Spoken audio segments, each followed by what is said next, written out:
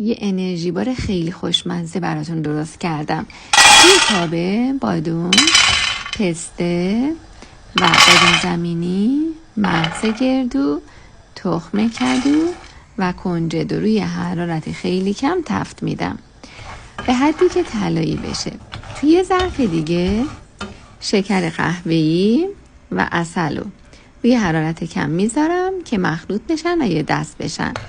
به مدت 4 دقیقه میذارم که روی حرارت باشه. یه پینچ نمک و آب لیمو هم بهش اضافه میکنم و وقتی مخلوطشون کردم میریزم روی مغزیجات و به مدت 2 دقیقه روی حرارت کم میذارم بمونن.